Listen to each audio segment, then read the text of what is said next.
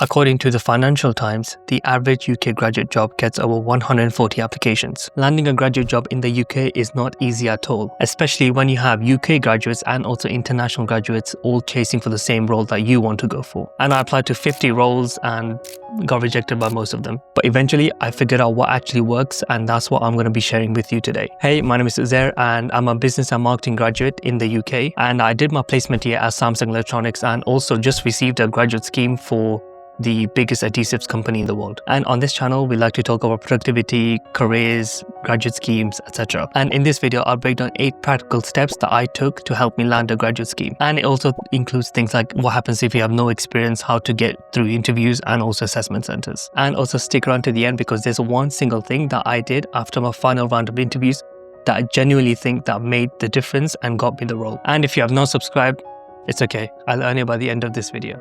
Now let's go. What even is a graduate scheme? So in the UK, graduate scheme is basically a 1 to 3 years structured program for recent graduates. So during a graduate scheme, you basically get paid, you get trained, you even get a permanent job by the end, which is good. Normally like a junior manager role, but not always. There's 140 applications per role. So the competition is absolutely intense. But with the right strategy, you can obviously get one, which is what I'm going to be talking to you about in this video. Step 1.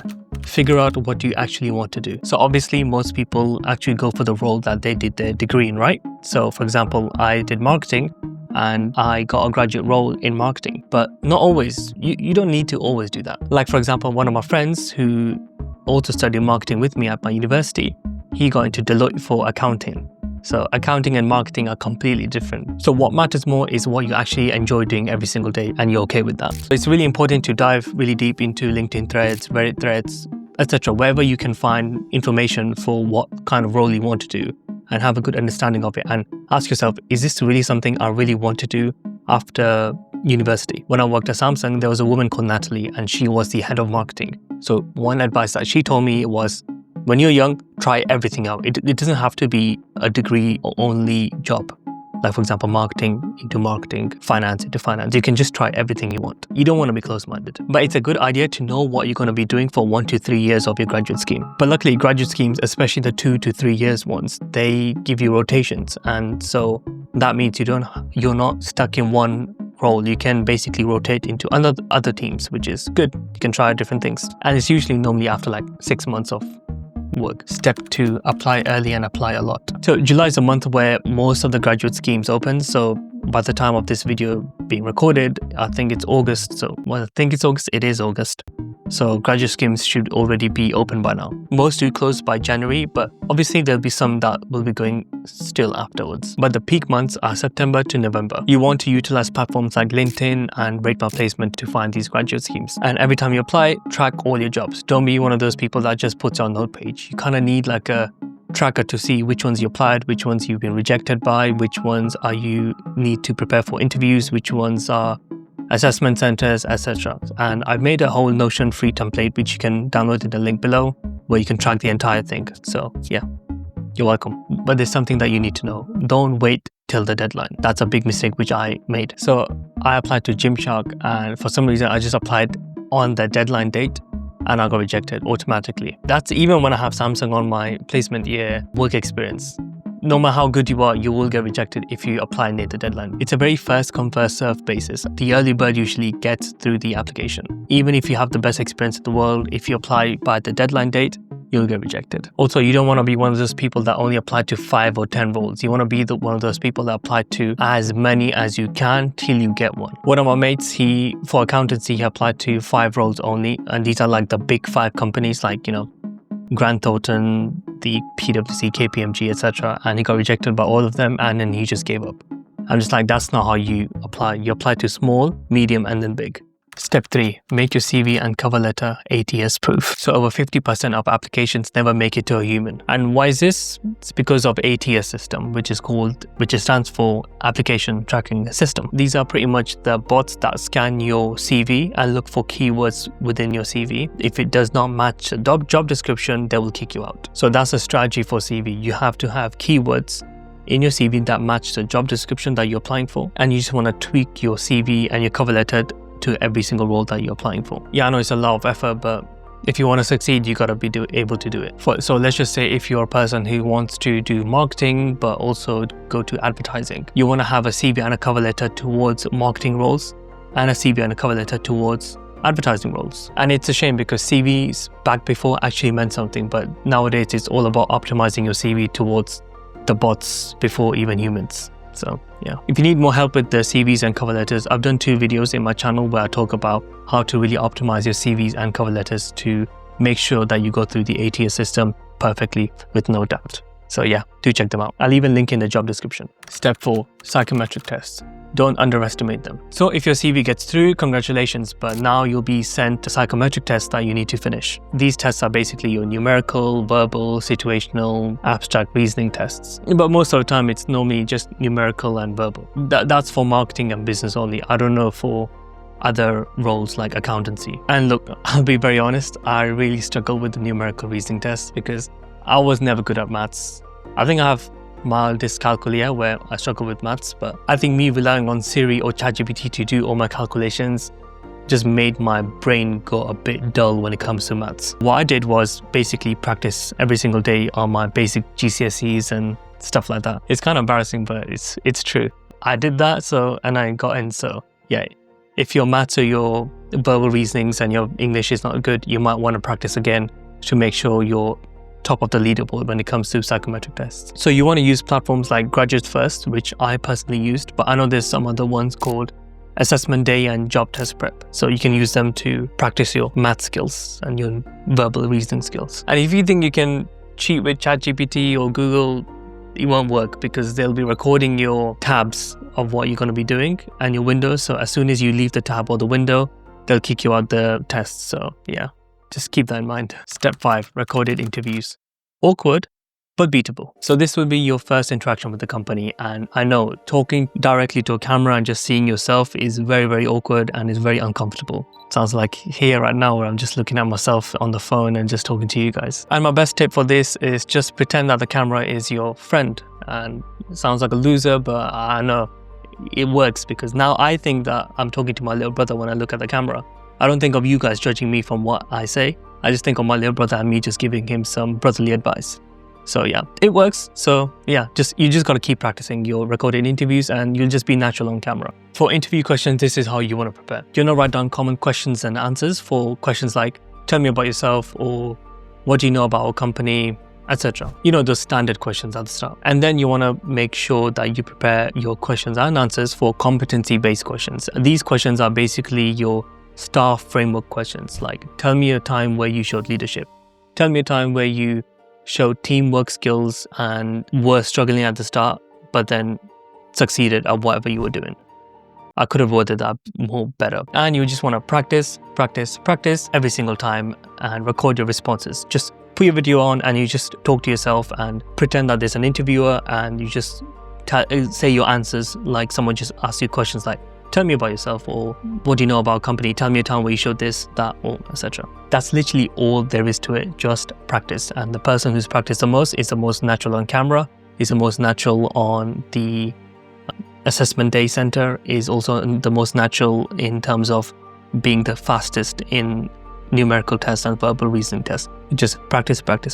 Then every time you fail an interview, which is completely fine because I believe in rejection is redirection, write down the questions that you weren't prepared for and then just practice those questions, write it down. So next time when you get asked that question, you'll be prepared for it. And over time, you'll have a massive list of your answers and questions in your bank. And yeah, you'll never be caught off guard. Step 6, assessment centers. It's not about being perfect. This is where most people, everyone is the most scared of the assessment centers. Even I am. I don't like assessment centers whatsoever. Normally, assessment centers consist with interview with your hiring manager or both, a group exercise that you all need to solve, and finally, solo presentation that you need to do to a panel or to a group of managers or hiring managers. But here's the thing, do not think that they are expecting some next level genius or next level business student from the apprentice. They're just looking for a few things, which is communication, collaboration, and what was the last one? Confidence. These 3 things. And that comes just through being yourself. If you pretend to be someone else, that you're not, it's not going to come. But if you just be yourself, just enjoy the process, relax, it'll naturally just come out. Even in the group exercise, if you get the question wrong, that's okay, because the 3 C's which I told you before are the things that they're looking forward to. Like when I did my group assessment, group exercise for Samsung, they weren't looking for the exact answer that we need to pick. Even if you get the answer wrong, it's completely fine. That's the 3 C's that I mentioned before. That's what they're looking for. So a few things that you want to do in the group task is, for example, bring in the quieter members into the conversation. You just want to show some leadership. You want to show that you can be the collaborative guy, not some boss leader. You want to show leadership, but at the same time, you want to bring people into the conversation. Because obviously everyone's going to be shy, everyone's going to be quiet. No one wants to say something that they're not meant to say, because they all think that everyone's watching us, we need to be careful of what I say. So don't worry about that. Just be yourself and bring other people into the conversation. Ask questions, change the direction of the conversation. Challenge people in a respectful way. Just be like, hey, so why do you think we should do this? Because I can propose something else which is even better. Show you can work in a team without dominating. That's exactly what I want to make sure that you understand clearly. Just be yourself and just be that guy or girl who wants to get everyone involved and everyone has a good time, and you'll be fine. Whatever you do, do not dominate the conversation. That means don't be that person who's too quiet, don't be that person who's too loud, just be the person right in the middle. Put your thoughts in, allow people to collaborate. That's exactly what I did. I just said my thing, allowed them to collaborate, and I challenged a few ways for the discussion to go another way. And I brought quieter members in. I had a good time, I laughed, I made jokes, etc. And people were like, yeah, no wonder why you made it to Samsung, because I did that. That's exactly what will make you stand out. Just be yourself, honestly, that's it. Step 7, the remember me method, my secret tip. So after your assessment center, most candidates will just leave, which is, yeah, that's fine. But there's one thing that you can do which no one has probably told you before.